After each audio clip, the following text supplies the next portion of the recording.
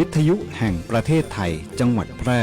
91 เมกะเฮิรตซ์ ให้ความรู้คู่ความสุขกราบก้มบังคมบาทปิยราชธิดาพระเสด็จสู่ฟ้าปวงประชาร่ำให้ครวญนานาพระกรณียกิจในดวงจิตทวินหวน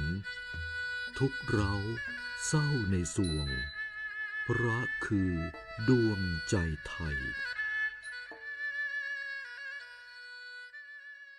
สำนักงานคปภ.มีภารกิจหลักในการกำกับดูแลให้ธุรกิจประกันภัยดำเนินไปอย่างถูกต้องตามหลักธรรมาภิบาลส่งเสริมให้ประชาชนเข้าถึงระบบประกันภัยได้ในทุกมิติคุ้มครองสิทธิผู้ทำประกันภัยให้ได้รับความเป็นธรรมอย่างแท้จริงพร้อมอยู่เคียงข้างทุกคนในทุกช่วงเวลาของชีวิตทุกเรื่องประกันภัยโทรสายด่วนคปภ. 1186เว็บไซต์ oic.or.th Line Official @OIC Connect และสำนักงานคปภ.จังหวัดทั่วประเทศคปภ.คุ้มครองผู้ทำประกันภัยประกันภัยคุ้มครองคุณ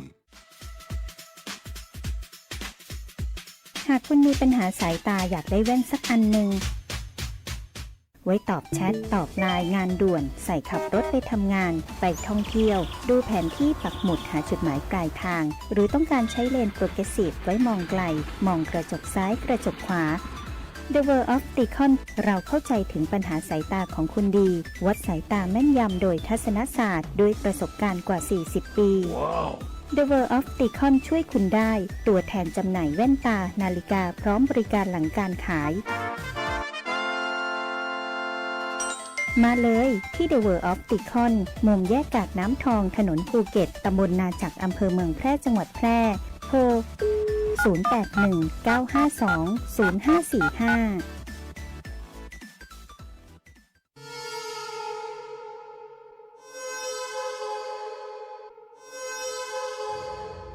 สายด่วน1669อบจ.แพร่สายด่วน1669อบจ.แพร่สายด่วน1669อบจ.แพร่โทรสายด่วน1669อบจ.แพร่จำให้ขึ้นใจนะคะเจ็บป่วยฉุกเฉินอุบัติเหตุรุนแรงในพื้นที่จังหวัดแพร่โทรสายด่วน1669ศูนย์รับแจ้งเหตุและสั่งการการแพทย์ฉุกเฉินอบจ.แพร่เราจะส่งต่อผู้ป่วยไปรักษาที่โรงพยาบาลที่อยู่ใกล้ที่สุดพร้อมให้บริการตลอด24ชั่วโมงฟรีไม่มีค่าใช้จ่ายใช้ระบบดิจิทัลระบุตำแหน่งอย่างแม่นยำและวิดีโอคอลประเมินอาการแนะนำ CPR ช่วยเหลือชีวิตผู้ป่วยในทันทีโทรฟรีแต่อย่าโทรเล่นเพราะมีผู้ป่วยจำนวนมากที่รอคอยความช่วยเหลืออยู่สายด่วน1669ศูนย์รับแจ้งเหตุและสั่งการการแพทย์ฉุกเฉินอบจ.แพร่ด้วยความปรารถนาดีจากองค์การบริหารส่วนจังหวัดแพร่ปัจจุบันการเคลื่อนย้ายแรงงานระหว่างประเทศของไทยเริ่มเปลี่ยนแปลงโดยเฉพาะอย่างยิ่งการเคลื่อนย้ายแรงงานจากประเทศเพื่อนบ้านได้แก่เมียนมาลาวและเวียดนามโครงสร้างของประชากรที่เปลี่ยนแปลงไปสู่สังคมสูงอายุจึงมีความจำเป็นที่ต้องนำแรงงานต่างด้าวมาทดแทนกำลังแรงงานไทยที่ยังไม่เพียงพอในหลายกิจการสำนักงานจัดหางานจังหวัดแพร่เป็นหน่วยงานหลักที่ให้บริการจัดหางานแก่ประชาชนทุกกลุ่มเป้าหมายรวมถึงการควบคุมการทำงานของคนต่างด้าวซึ่งปัจจุบันได้นำระบบ e-work permit เข้ามาอำนวยความสะดวกในการให้บริการแก่นายจ้างสถานประกอบการและแรงงานต่างด้าว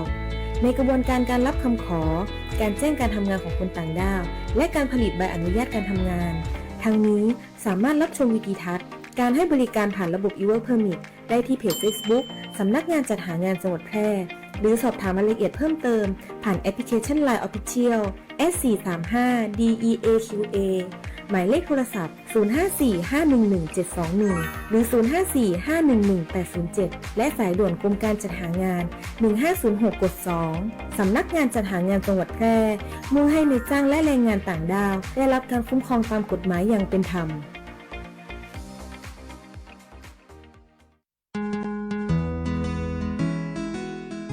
สวัสดีเจ้าพี่น้องผู้ประกันตนและนายจ้างทุกท่านเตรียมเสียงของตัวท่านไว้ให้พร้อมร่วมกำหนดอนาคตกองทุนประกันสังคมกับการเลือกตั้งคณะกรรมการประกันสังคมในวันอาทิตย์ที่27 กันยายน 2569 1 เสียงของตัวท่านเปลี่ยนอนาคตใดสอบถามข้อมูล 054-522-231-2 สำนักงานประกันสังคมจังหวัดแพร่หรือสายด่วน 1506 ตลอด24 ชั่วโมง แล้วปากันในวันเลือกตั้งวันอาทิตย์ที่27 กันยายน 2569 เวลา 8 โมงเจ้าถึงบ่าย 4 โมง เพราะทุกคะแนนเสียงมีคุณค่าและมีส่วนสำคัญในการขับเคลื่อนเจ้า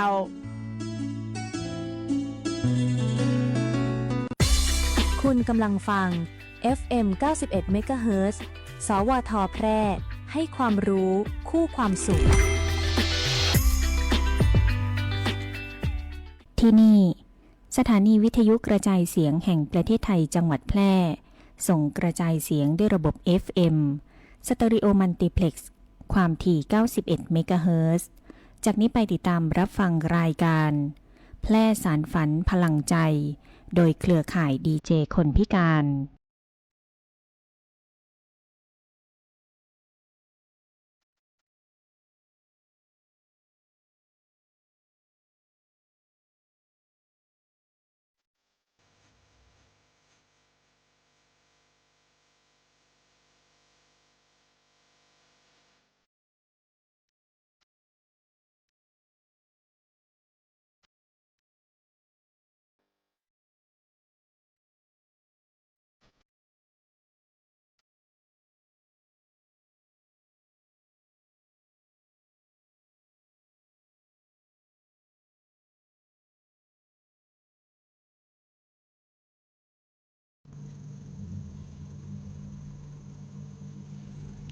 สวัสดีครับ สวัสดีครับ ครับกับมาพบกันอีกครั้งนะครับเนาะกับรายการแพร่สารฝันพลังใจทางคืน91 เมกะเฮิรตซ์สถานีวิทยุกระจายเสียงแห่งประเทศไทยจังหวัดแพร่หรือว่าสวทจังหวัดแพร่ครับเนาะทุกวันเสาร์และวันอาทิตย์เวลาดีๆเป็นเลยครับ 15 นาฬิกา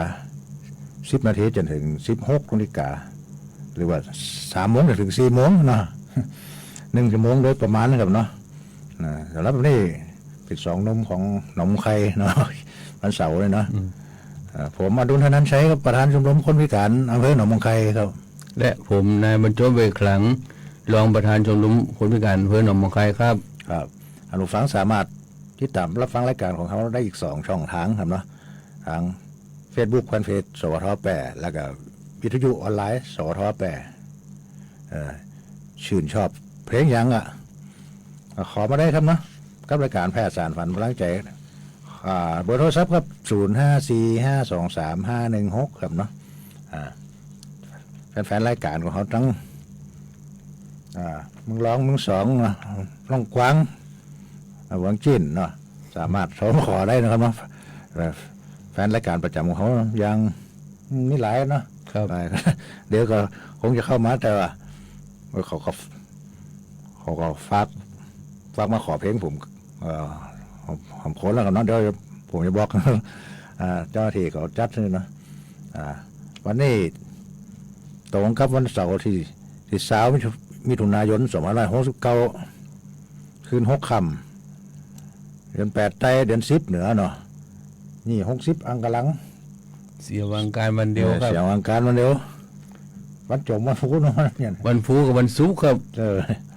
วันจมนี่สงสัยเป็นวันอังคารกับวันอย่างก็ไม่ได้พอดีครับน้อยนานทหารเก่าก็ลืมหมดเลยครับวันนี้ข่าวนักน้อยครับเนาะข่าวของช่วงข่าวเล่าสู่กันฟังข่าวของ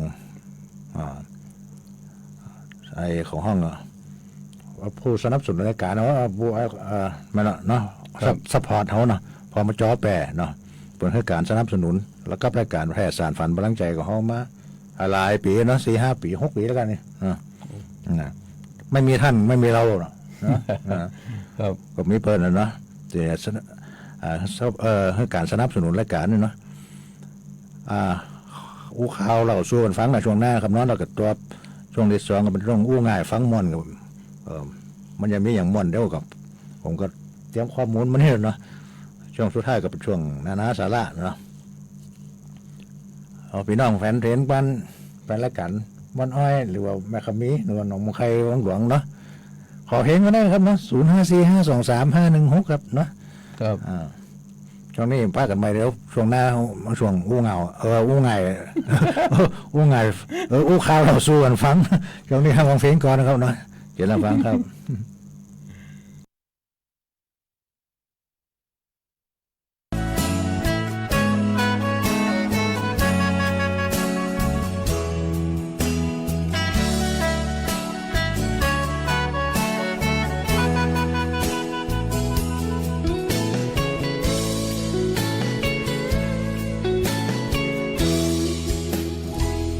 หอบใจโซโซมาวัดตะโกกราบหลวงพ่อรวยการเงินมันติด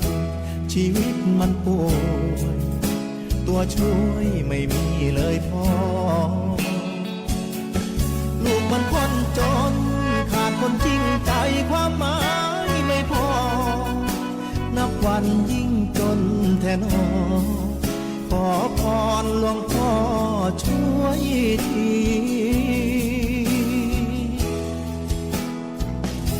อำเภอภาชีอยุธยามุ่งมาด้วยใจพระอาจารย์แก้วหลวงพ่อองค์ใหม่สานต่องานเต็มที่อยู่ก็ร่มเย็นเดินก็งามตามมหาเจดีย์เป็นศูนย์รวมใจภาชีเป็นบุญที่ลูกได้มา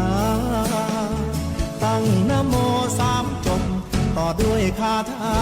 บูชาหลวงพ่อนิมนต์เรียนชนะจนขึ้นคอ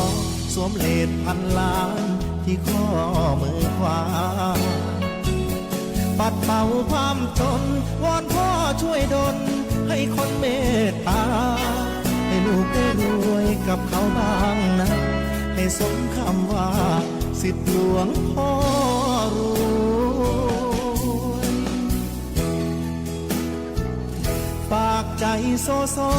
ให้วัดตะโกแผ่บุญบันดาลสิ่งที่เคยติด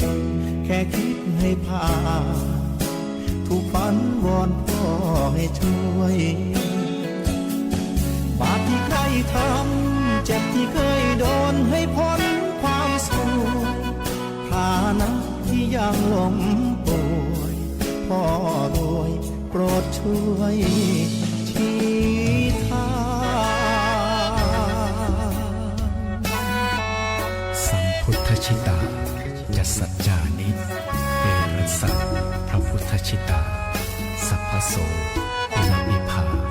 สัมปัตโตนรุตตโมมหาลาภัมสัพพสิทธิภวันตุเมสาธุสาธุสาธุ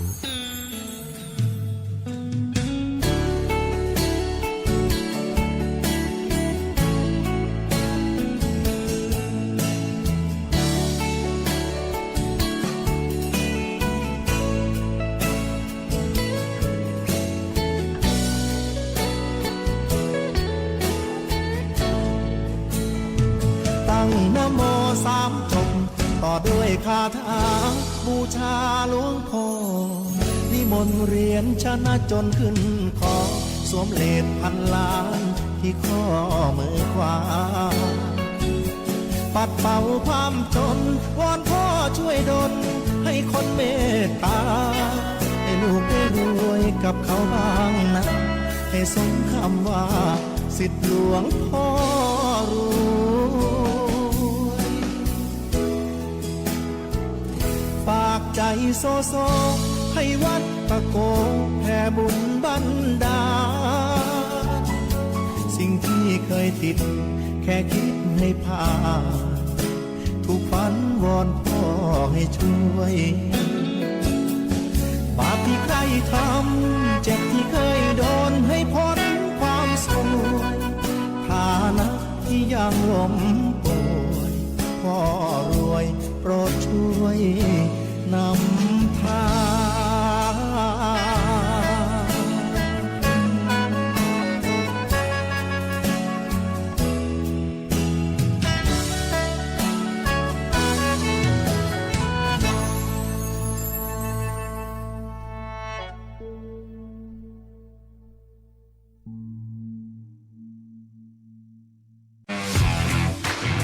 รัฐบาลไทยประกาศสงครามสแกมเมอร์ รัฐบาลจึงได้ประกาศสงครามกับสแกมเมอร์ในฐานะที่สแกมเมอร์เป็นวาระแห่งชาติและในวันนี้ผมก็ได้ใช้โอกาสนี้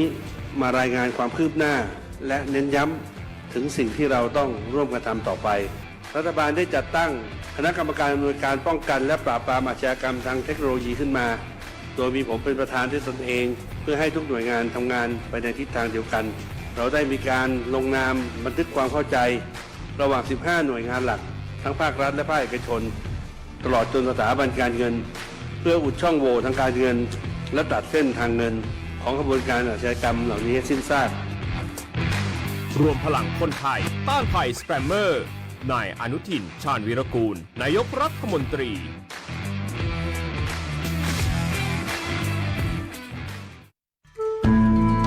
ข่าวสารหน้าหู้อู้ม่วนจวนฟังในช่วงอู้ข่าวเหล่าสู่กันฟังช่วงนี้เป็นช่วงอู้ไงอู้ข่าวเราชวนฟังเนาะอย่างตะกี้ผมไม่เกินเลยเนาะข่าวของเพราะว่าต้องข่าวของพมจนะเป็นการสนับสนุนรายการเขาเนาะเขาต้องเอาข่าวของเปิดมานำเสนอเนาะว่าวันที่ตะวาเนี่ยครับเนาะพมจแปรร่วมโครงการส่งเสริมอาชีพฝึกทักษะผู้พิการและผู้ดูแลผู้พิการกิจกรรมสอนทำซาลาเปาและขนมจีบประจำปีงบประมาณพ.ศ.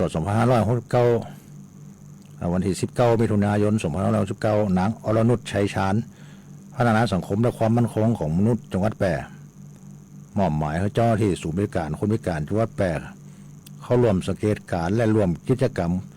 โครงการส่งเสริมอาชีพฝึกทักษะผู้พิการและผู้ดูแล ผู้พิการกิจกรรมสอนทำซาลาเปาและขนมจีบประจำปีงบประมาณพ.ศ. 2569โครงการนั้นก็ประกอบไปด้วยการบรรยายของความรู้เกี่ยวกับขั้นตอนวิธีการและก็เทคนิคการทำซาลาเปาและขนมจีบ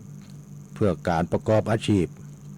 รวมถึงการฝึกปฏิบัติจริงตลอดทั้งวัน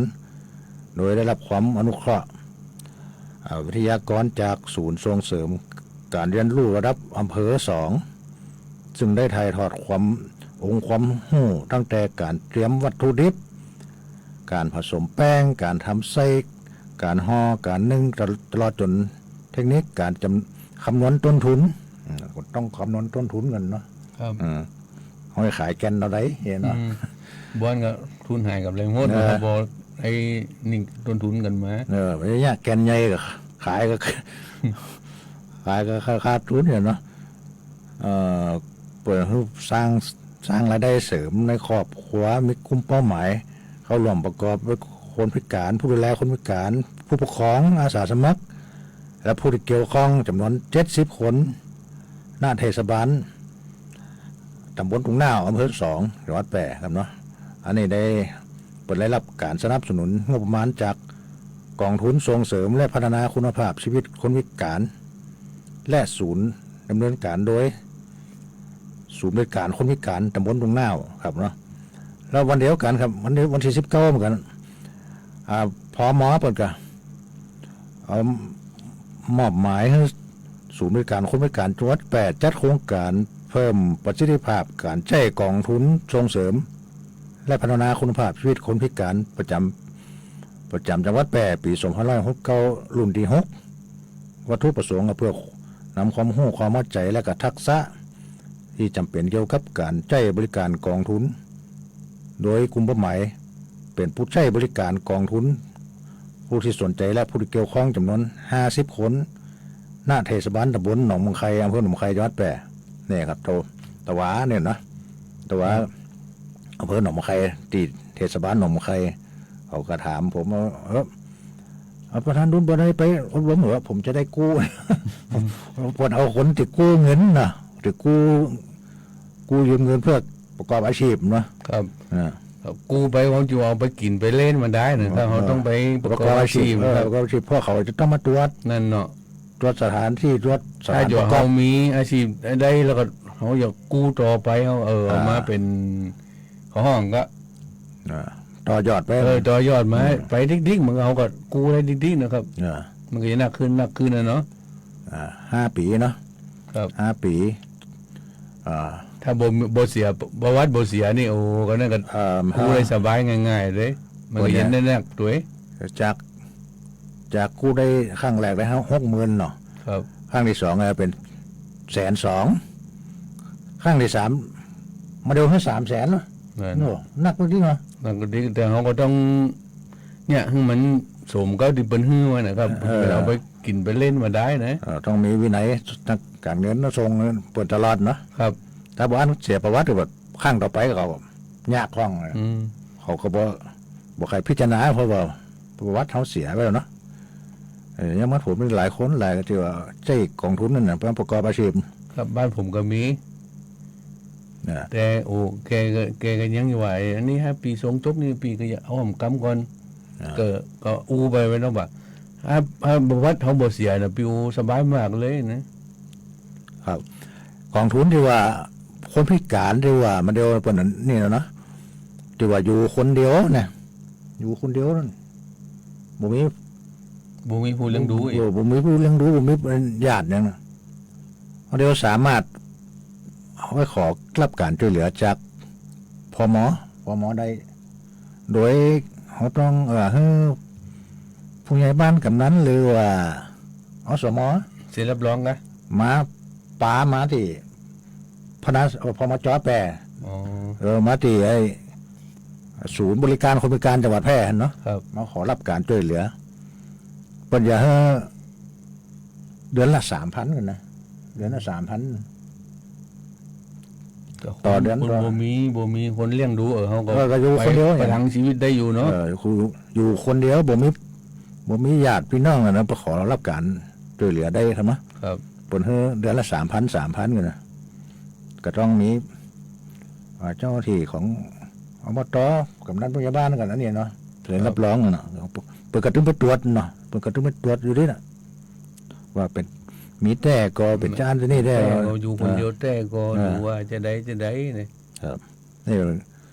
ก็เป็นข่าวๆนะของพม.พม.น่ะเนาะครับพม.โดยศูนย์บริการคนพิการทุกจังหวัดครับเนาะดูดีกรุงเทพมหานครก็ได้เนาะ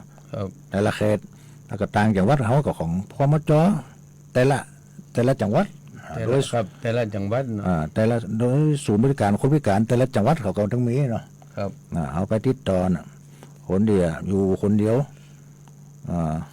เท่าแก่แล้วนะอยากจนด้วยเนี่ยก็ขอรับการช่วยเหลือเพิ่นได้เนาะจากพมจ.ทุกจังหวัดครับเนาะนี่ข่าวของพม.เนาะพอกระทรวงพัฒนาสังคมและความมั่นคงของมนุษย์แต่ละจังหวัดเนาะตรงนี้ครับนะครับช่วงนี้เขาไปฟังเพลงก่อนครับเนาะเดี๋ยวช่วงหน้าเป็นช่วงง่ายฟังม่วนครับเนาะมันจะม่วนจะได้ก็ลองมาฟังเชิญรับฟังครับ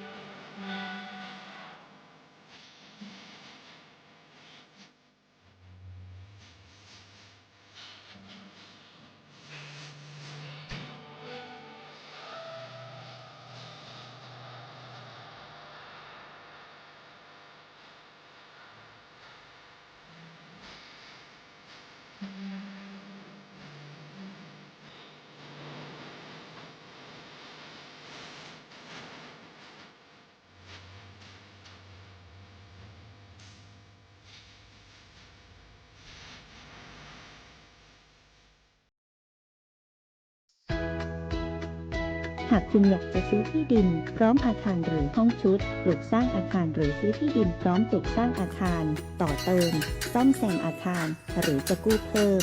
ระยะเวลาในการผ่อนชำระไม่น้อยกว่า3ปีและไม่เกิน40ปีโดยอายุผู้กู้รวมกับระยะเวลาที่ขอกู้ต้องไม่เกิน70ปีอัตราดอกเบี้ยตามเงื่อนไขที่ธนาคารกำหนดสินเชื่อเพื่อที่อยู่อาศัยช่วยคุณได้สินเชื่อเพื่อที่อยู่อาศัยสินเชื่อสำหรับลูกค้าทั่วไปของธนาคารให้กู้ยืมเพื่อที่อยู่อาศัย โทรเลย 054-621-490-5 ทอสแพร่หรือติดต่อได้ที่ธนาคารอาคารสงเคราะห์ใกล้บ้านหรือ LINE GHB Buddy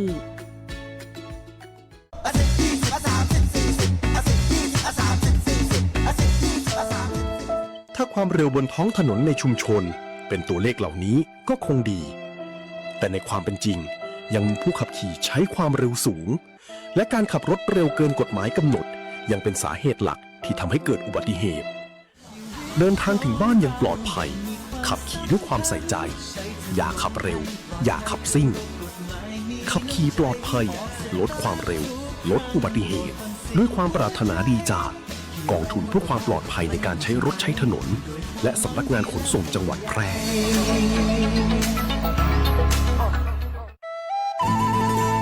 อู้กันสบายๆได้ประเด็นในช่วงอู้ง่ายฟังมวล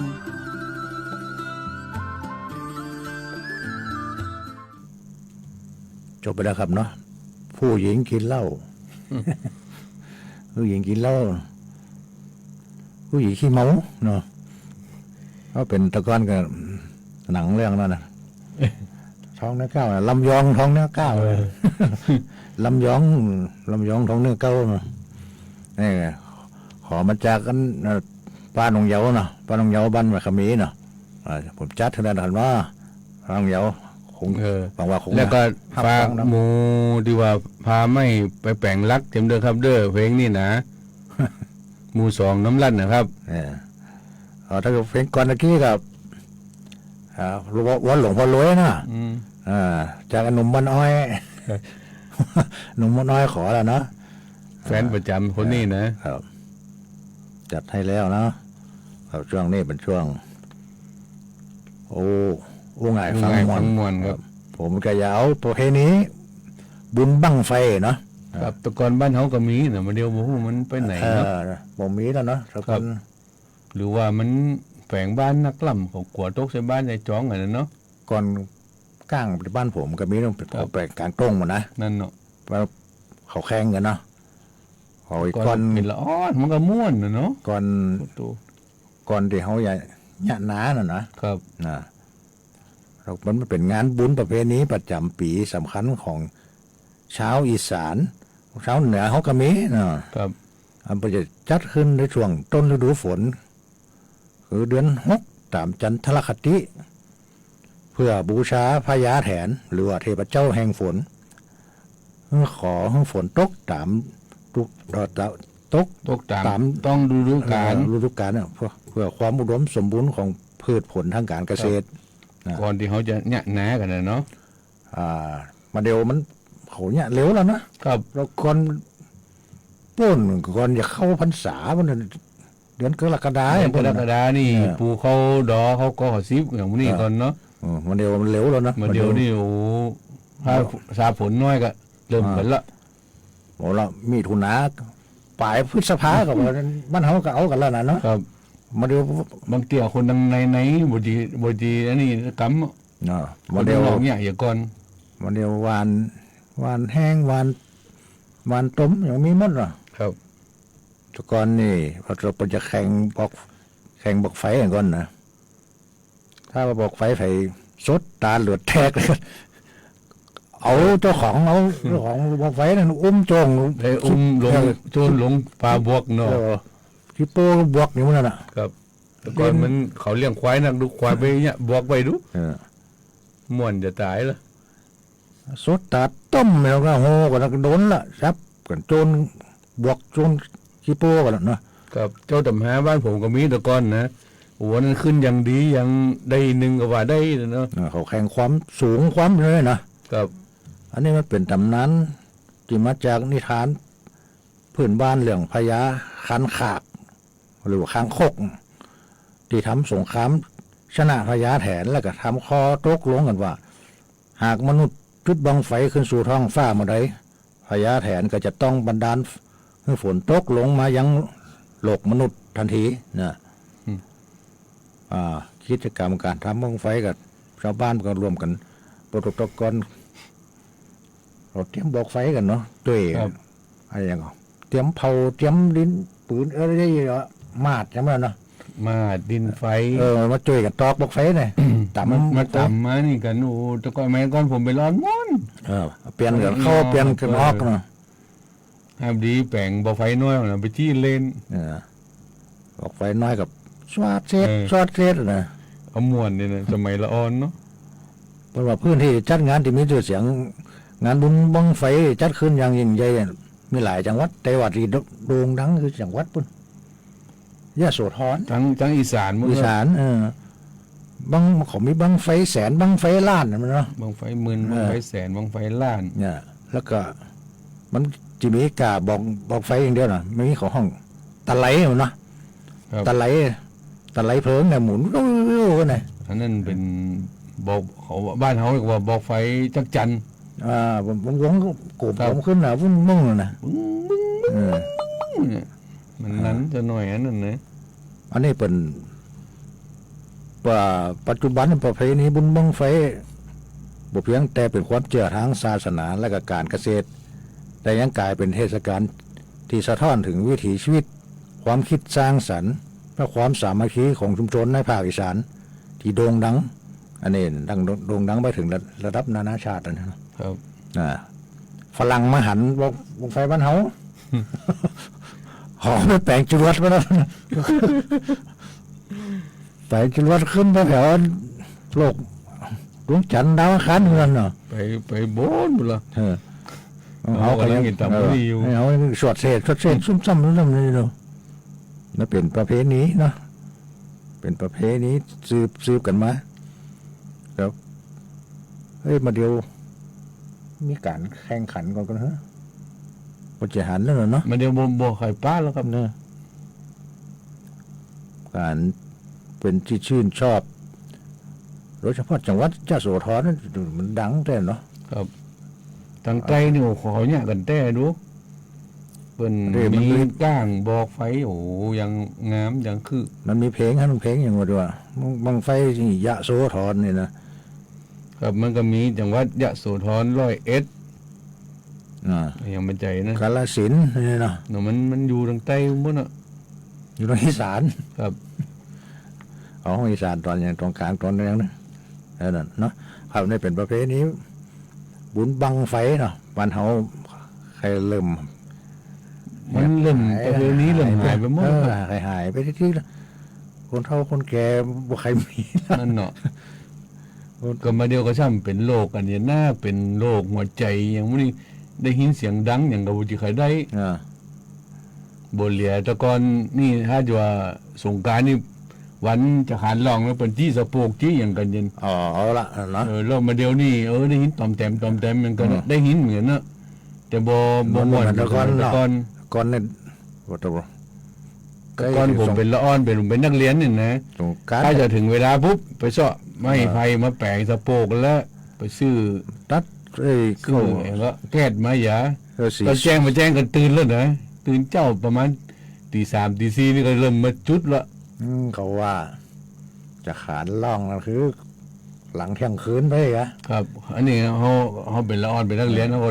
ตื่นตี3ตี4เขามาลงมาจุดอันนี้มาพอจะขานหอบเข้าหอบของคว้าหลัง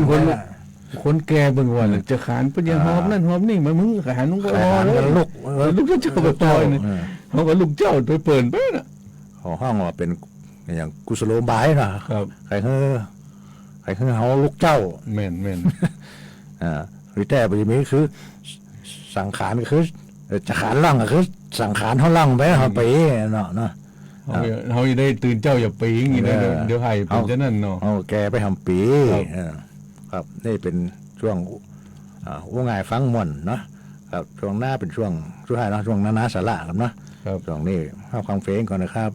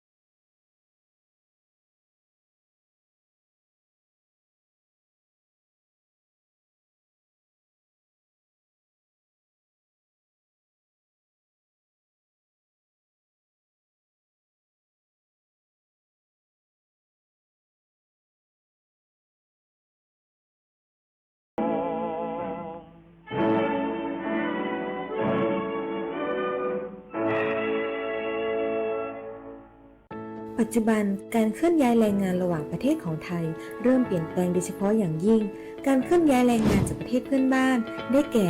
เมียนมาลาวและเวียดนาม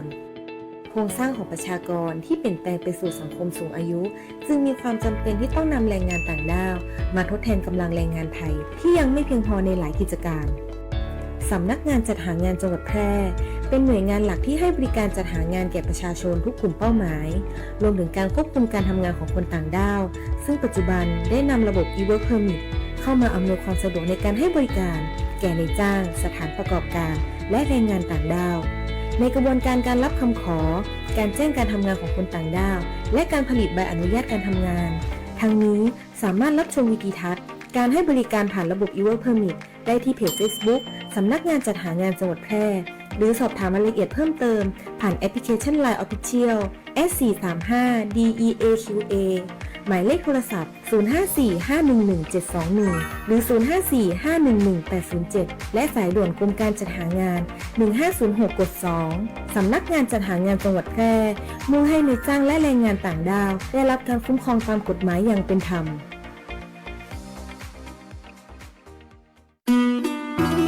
แบ่งกันปั่นความหู้ในช่วง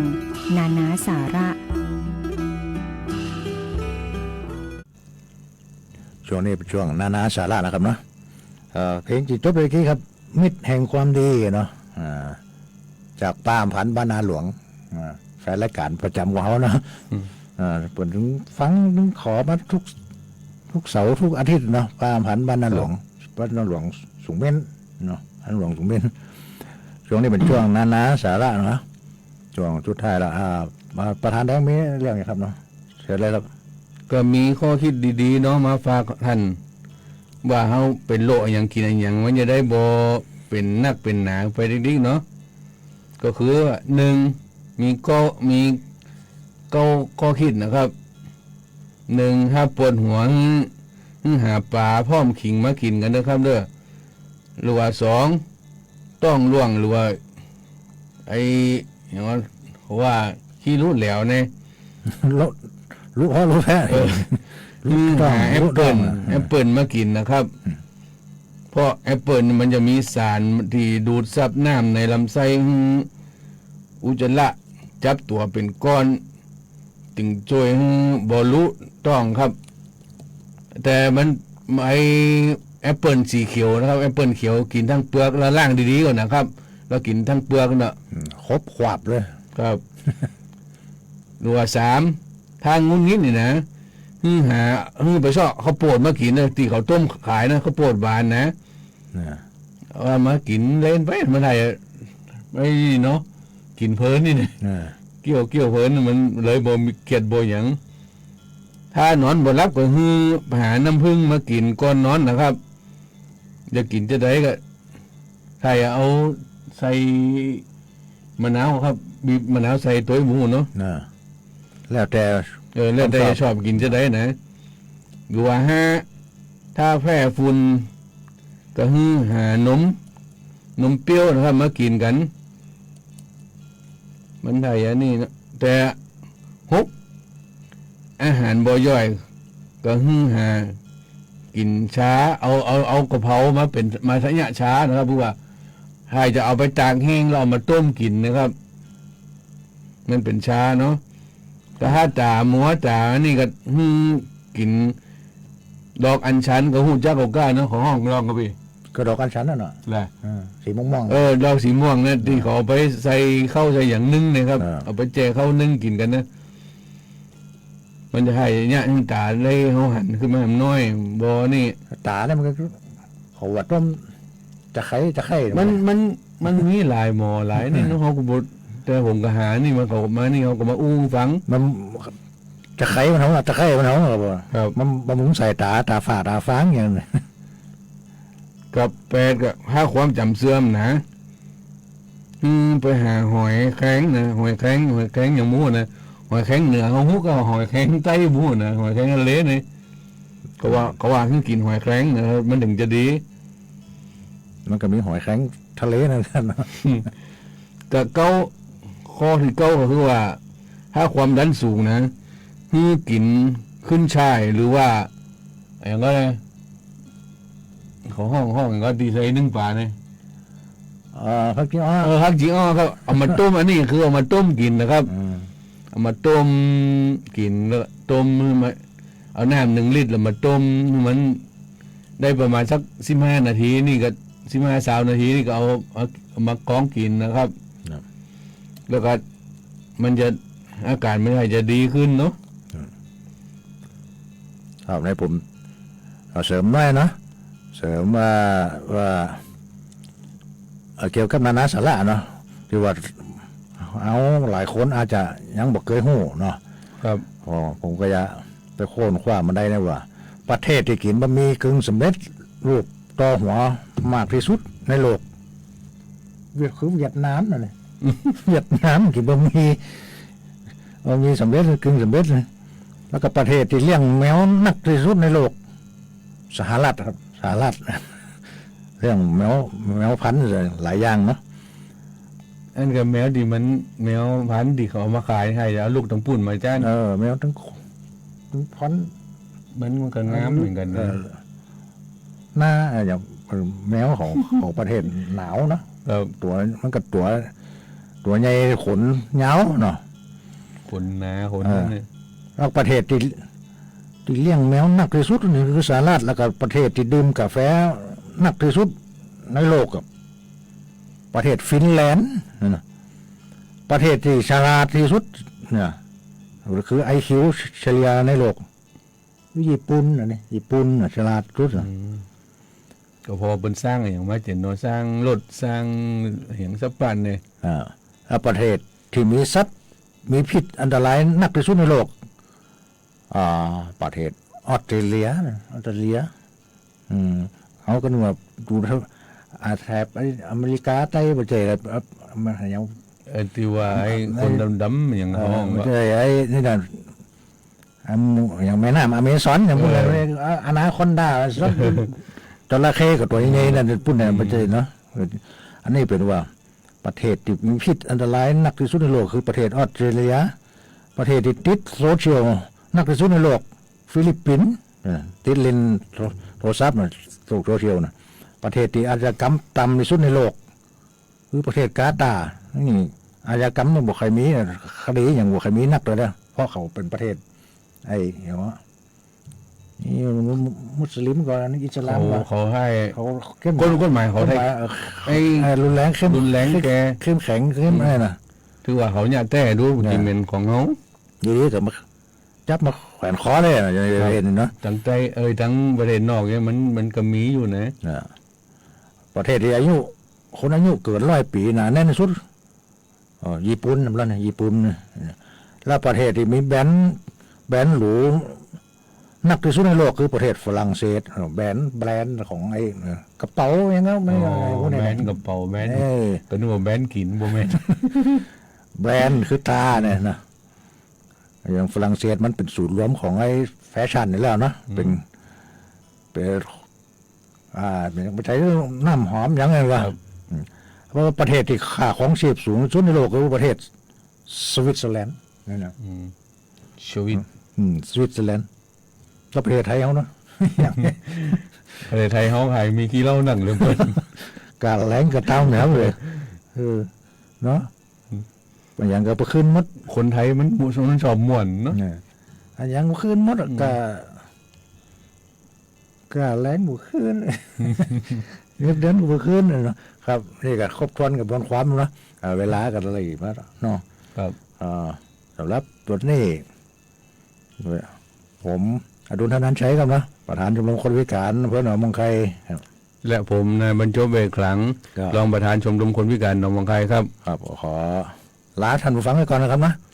เราคงจะว่ากันวันเสาร์หน้านะเสาร์หน้าครับวันที่ครับวันอาทิตย์นะที่หน้าป้ากันทำไมเนาะครับสำหรับนี่เจอแล้วฟังเสียงจนจบรายการขอบคุณท่านผู้ฟังทุกท่านนะครับที่ติดตามรายการตั้งแต่แรกมาครับสำหรับนี่สวัสดีครับสวัสดีครับ